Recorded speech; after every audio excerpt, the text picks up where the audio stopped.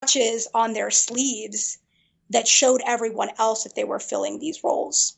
But obviously, I am really happy to see that the laws and the policy are now finally catching up to the actual experiences that women have on the battlefield. So you were just talking about how there's a lot of debate, contemporary discussion about combat roles, opening combat roles to women. For people who are engaged in those kinds of policy debates, how should they think about or define combat roles versus non-combat roles? Well, I mean, the way that our law defines it is if you are in a combat theater, and that's it. Mm-hmm. And I think this is where we as a military community and even a veterans community do ourselves a greater disservice by essentially trying to jockey for who is more of a military service member mm-hmm. or who deserves more because they were actually in combat, as in taking direct fire or not. The bottom line of this issue is a lot of that is just timing and luck. I know plenty of people who have SEAL tridents on, that have Special Forces tabs on, that have Ranger tabs on, that have a variety of other insignia on, who still to this day haven't deployed yet. Mm-hmm. But people look at them and automatically think that's a combat service member, that's a combat veteran. And we need to stop looking at ourselves this way and using that type of nomenclature. If you're signing up to serve, it's anyone's guess or gamble where you're going to end up. It's not like people have the opportunity, every single person has the opportunity to say, I want to go into combat. Now, obviously, if you are choosing to go into specialties inside of the military that are operational specialties, becoming an infantry person, becoming a SEAL, becoming a Green Beret, of course, you're saying that you want to go into combat. But I know plenty of intelligence officers that have been in combat. I know plenty of logisticians. I know plenty of medics. I know plenty of every other specialty that exists in the military that have ended up in those types of situations. And again, so much of it is just chance and luck. I'm curious if in your time looking at and working with these issues, you've noticed any contrast between civilians at large and their opinions on the roles of women in combat, however unuseful that term may be, versus opinions from within the military itself? I would say that most civilians don't understand what the military does broadly. And so they definitely don't have a deep understanding of what it means to be in combat. And I know it's a large part of why you all started your podcast, is because you recognize that there is a division, if you will, between the civilian world and the military, that there is a misunderstanding or a misperception of what the military does. So yes, I think that by and large, most people in the civilian world do not understand what the military does, and they definitely don't understand what women do in the military. In fact, I have numerous friends and colleagues that have told me throughout my military career and even my civilian career as well that people will not believe them when they say they have served in the military. There's some research by Dr. Morton Ender, who works at West Point, and he's found the degree to which civilians are receptive to women in military roles depends on the role that they're presented. So on average, civilians are okay with women serving aboard ships, and that's increased over time.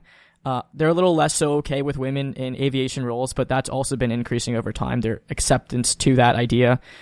But there still remains a lot of pushback within the civilian world about women in, quote, hand-to-hand combat roles. And I think that really illustrates just how much of that divide can drive those kinds of statistics and those kinds of observations, is that civilians don't really know what that hand-to-hand combat role actually looks like. Absolutely. And it's not their fault that they don't know it. It's that there are very few accurate representations of what it means to be a military service member out there for the public. And I mean that across the board when it comes to media and entertainment, whether it's newspaper articles, whether it's magazine articles, whether it's movies, television, there's very few accurate representations of that. And so naturally there are misconceptions. And in fact, there are plenty of people in the military who don't really understand what it means to be in combat because they have never served in those types of positions either. So a lot of your work now focuses on fostering sort of more inclusive leadership environments within the military and within the special operations community. So going back from the beginning of your career all the way until now in your career as a consultant, how have you personally seen the military grow in this area? Like, what do you make of the progress that has been made in terms of inclusivity and fostering those kinds of environments? I think there has been a great deal of progress, but I would like for it to happen a bit faster.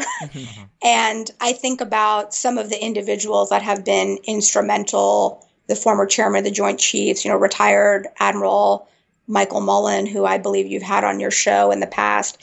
This is someone who put a great deal of his social capital on the line to ensure that our gay and lesbian service members could serve honorably in the military. And now no one even talks about people being gay in the military. It doesn't come up as an issue. Now, I'm not saying that there aren't still challenges associated with it, but it is much less of a topic of discussion than it was 7 or 8 years ago. I think the same thing will happen when it comes to women filling previously closed combat positions. Just like you said, more and more people have become accustomed to women on ships, women in aviation. It's because it does take time for people to see or hear about individuals filling those roles and doing a really great job, and then dispelling those myths. There's so many myths out there about what will happen when you make a team more inclusive. What will happen? Will they be as effective? Will they be as lethal? Will they be able to get the job done? And the bottom line is the proof is out there that yes, the more inclusive your teams are, the more cognitive diversity you have, the less groupthink you have, the better job you're going to be able to do. And I would say I would challenge anyone on this. I think the military, more than any other part of society, needs to have a lot of people who think differently from each other. We are deployed all over the world. Our adversaries are diverse. They think very differently than we do. And we can't have teams of homogeneous people who all think alike. Is that the argument you would present to someone who might say, oh, I don't have any issue with women serving in the military, but I just think it makes more sense for teams to be similar and homogenous for reasons of unit cohesion? Absolutely. And there is a lot of research out there that shows it's not about social cohesion. Social cohesion does not predict success. It's actually about task cohesion. So when people are aligned on a mission, and by the way, there's really good leadership that keeps people on track, then the organization will be successful. So if you have people who get along really well with each other and socially they have a sort of shorthand with each other, they can very easily come to a decision. I would tell you that is probably the scariest thing in the military. That's not a team that I want to be a part of. And it was that task cohesion that you saw in the special operations community, who didn't care what you looked like just as long as you were getting the job done. That's right. Just now you mentioned it takes really great leadership to make that happen, to make those inclusive environments happen. What are some qualities or traits that you've seen in really great leaders during the course of your career? The best leaders that I have met have all been voracious readers. Leaders are readers. I will say that till the day that I die. Leaders are readers. If someone that I'm working for doesn't have a very healthy Amazon account, then we're probably not going to get along. So individuals who want to learn, that always seek to find other sources of information, I think are key. People that are very open-minded, people that are willing to be contradicted, that actually welcome being challenged. If you're a secure leader, you're not worried about people confronting you and giving you another opinion or another way of looking at information. And then I think that the other piece of it is that person has to have a bit of empathy for others, because not everyone is going to have the same lived experience that you do. And you need to understand that just because they don't have the same tabs on or the same insignia on doesn't mean that they don't have something to offer to the team. It's interesting that we're kind of talking about diversity and inclusion, but the traits that you list aren't related. Like, they're not a leader needs to be focused on diversity at all times or like fulfilling certain quotas. It's just that the person needs to be intellectually curious and emotionally aware. Absolutely. We'll be right back. Chicago, the Windy City, the city of broad shoulders, the second city, is complicated. Known for its legacies of segregation and political corruption, Chicago has a lot to grapple with. On Chicagoland, we bring you conversations with activists, journalists, politicians, and others who are working to address these issues. You can find Chicagoland wherever you listen to podcasts. From University of Chicago Public Policy Podcasts. This is Chicagoland. So, several times on this podcast, we've discussed the role of the media, the role of Hollywood, with TV and movies, and how that informs citizens' perceptions and opinions about the military. How has the media traditionally portrayed women in the military? Not favorably is the bottom line, and in an inaccurate way. So I think about the movies that I grew up with. So we had Courage Under Fire, and we had G.I. Jane. And also G.I. Jane for a Navy SEAL just doesn't even make any sense as a name. So I think about those movies, and they were fiction. They're works of fiction, but almost the entirety of Courage Under Fire is not even about her. It's about all of these men trying to decide whether or not she should get this award. And then for G.I. Jane, it's a completely unrealistic portrayal of the military.